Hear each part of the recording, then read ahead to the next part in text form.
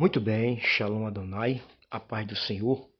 Abra comigo as Escrituras Sagradas no livro aos Hebreus, no capítulo 5, versículo de número 4, e preste-me bem atenção. E ninguém, ouça, e ninguém toma para si esta honra, que é o que acontece muito hoje.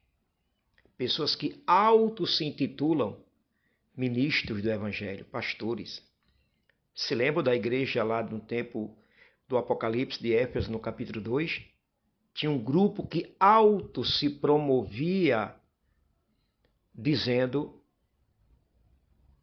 que eles, desse grupo, eram apóstolos. E ninguém toma para si esta honra, Hebreus 5:4, senão o que é chamado por Deus como Arão. Ministério não nasce da ambição, mas da voz de Deus. Aqui está a honra do chamado. A epístola aos Hebreus foi escrita em um contexto de crise profunda, de crise espiritual, onde muitos cristãos judeus estavam sendo tentados a abandonar a fé por causa das perseguições. Então o autor apresenta Cristo como sumo sacerdote perfeito, superior a Arão, aos anjos e à antiga aliança, porque essa é a mensagem principal do livro aos Hebreus. E aqui no capítulo 5, versículo 4, o escritor estabelece um princípio eterno do ministério, revelando que o verdadeiro sacerdócio não nasce da autopromoção, mas da convocação divina, da convocação do alto, da convocação do céu.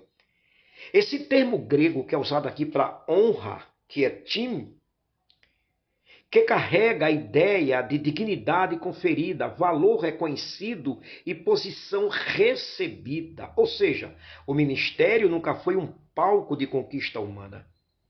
Ele é uma responsabilidade concedida pelo céu, pelo alto. Então esse texto destrói três elementos ministeriais modernos do século XXI. O desejo de aparecer, a fabricação de autoridade e a unção sem altar. O sacerdote não se escolhia, ele era escolhido. Arão não correu atrás do sacerdócio, Deus o separou. Nos dias de Jesus, o sacerdócio estava corrompido. Quem eram os sacerdotes nos dias de Jesus? Sumo sacerdote Anás e Caifás. Caifás foi o primeiro. Ele assumiu no ano 6 de Cristo. Governou até o ano 15, governou 9 anos.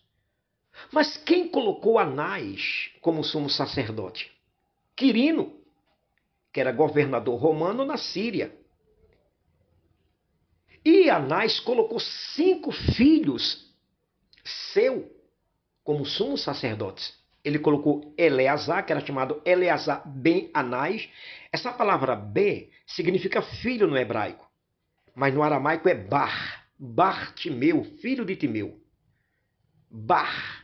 Jesus fez a festa do Bar Mitzvah, que é a festa do filho do dever. Mas no hebraico é Ban. Então ele colocou Eleazar ben Anás, Teófilo ben Anás, Matias ben Anás, Jonatas ben Anás e Anás jovem, que era conhecido como Ananus II.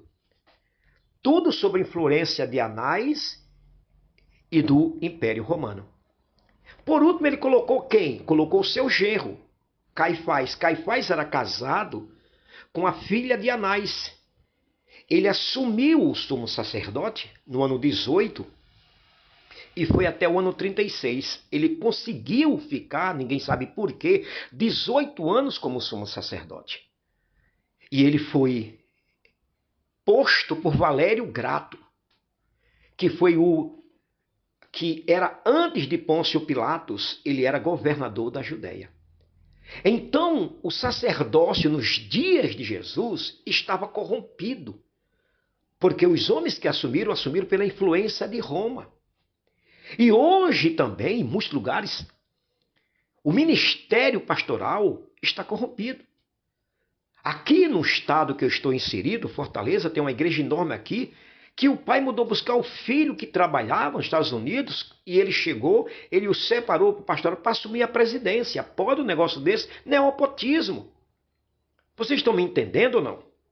Mas aqui, no caso de Arão, o sacerdote não se escolhia, ele era escolhido. Arão não correu atrás do sacerdote, Deus o separou.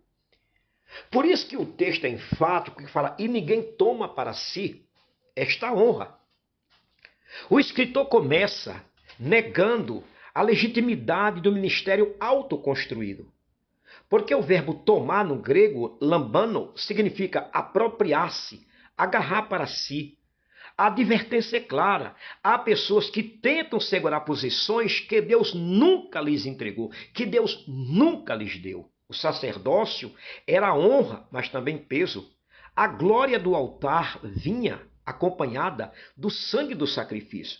Quem queria a veste sacerdotal precisava também suportar o cheiro do sacrifício, a solidão do santuário e a responsabilidade diante da santidade divina. Hoje muitos querem a plataforma, mas poucos querem o incenso da consagração. O texto diz, se não o que é chamado por Deus. Essa palavra chamado, kaleo, no grego, aponta para a convocação soberana. O ministério bíblico não é carreira, herança institucional, talento natural, nem mera influência, é uma convocação celestial. Deus nunca chamou homens perfeitos, mas jamais entregou seu altar a homens não chamados. Moisés tentou fugir, Jeremias se julgou incapaz, Isaías sentiu-se impuro, Pedro se viu pecador, mas todos carregavam uma marca, a voz de Deus os perseguiu. O texto fala, ninguém toma para si esta honra como Arão.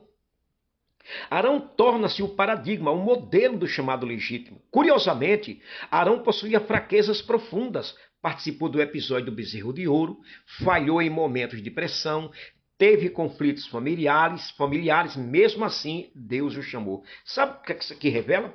Revela algo poderoso. O ministério não se sustenta na perfeição humana, mas no convite, no chamado divino. Os antigos viam em Arão uma sombra daquilo que seria realizado com perfeição em Cristo Jesus. Crisóstomo chegou até a dizer que o sacerdote legítimo é aquele ferido pela consciência da santidade de Deus. O altar rejeita os que se aproximam por vaidade. O homem chamado por Deus teme mais o púlpito do que deseja sua glória. Olha que coisa interessante. Permita-me eu te proporcionar algumas lições aqui interessantíssimas para você entender melhor esse texto. Primeira lição que nós temos aqui é que nem toda oportunidade ministerial é uma autorização divina. Há portas que Deus nunca abriu, há caminhos que Deus nunca abriu. Saul ofereceu sacrifício sem autorização. Uzias quis exercer função sacerdotal e saiu leproso. O perigo do líder moderno é confundir carisma com chamado, oportunidade com envio, visibilidade com aprovação divina. Cuidado, meu amigo. Repito o que eu venho dizendo sempre. Paulo pediu aos Efésios que orassem para descobrir qual seria a vontade perfeita de Deus e eles não fossem insensatos. A segunda lição que temos aqui é que o verdadeiro chamado produz mais temor do que vaidade. Os grandes homens bíblicos tremeram diante da vocação. Quem foi realmente chamado teme errar, teme ferir o rebanho, teme representar mal o céu. O falso chamado produz exibicionismo, que é o que nós vemos mais hoje. O verdadeiro produz quebrantamento, rendição. O verdadeiro diz, como disse o profeta, ai de mim, porque sou homem de lábios impuros. A terceira lição que nós temos aqui é que Deus às vezes esconde líderes verdadeiros antes de revelá-los. Moisés passou 40 anos no deserto.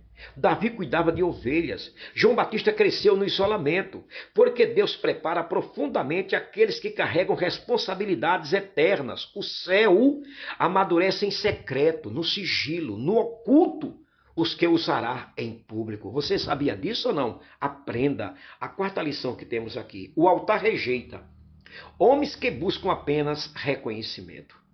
Aquele anjo que caiu queria posição sem submissão. Subiria aos céus e serei semelhante a Deus. Corá queria autoridade sem processo. Meu amigo, ouça-me, você está me ouvindo? A ambição ministerial é perigosa, porque tenta transformar serviço em autopromoção. O reino não é construído por celebridades espirituais, é sustentado por servos quebrantados, por servos que se rendem, por servos que se humilham. E a quinta e última lição que temos aqui. O chamado de Deus sustenta o líder nos dias em que os aplausos desaparecem. Quando Jeremias foi rejeitado, quando Elias quis morrer, quando Paulo foi abandonado, o que os sustentou não foi aprovação humana, foi certeza do chamado. Quem depende de aplausos, de elogios, de bajulações, desiste rápido.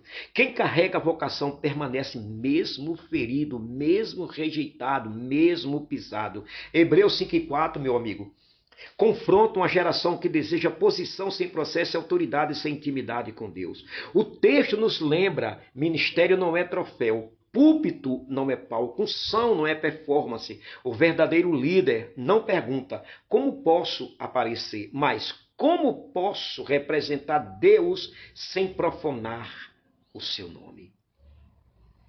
Porque a maior honra do ministério não é ser visto pelos homens, é ser reconhecido pelo céu. Eu quero terminar te dizendo que depois que Paulo teve aquele encontro com Jesus, que Jesus chama um discípulo chamado Ananias para falar com Paulo, Jesus fala para Ananias: ele está orando. Repito, a maior honra no ministério não é ser visto pelos homens, aplaudido pelos homens, elogiado pelos homens, ter likes nas suas redes sociais pelos homens, é ser reconhecido pelo céu. A minha pergunta é: você é reconhecido pelo céu ou é reconhecido pelos homens? Porque tem muitos que são reconhecidos pelos homens, mas não são reconhecidos pelo céu. Aprenda isso. Deus te abençoe.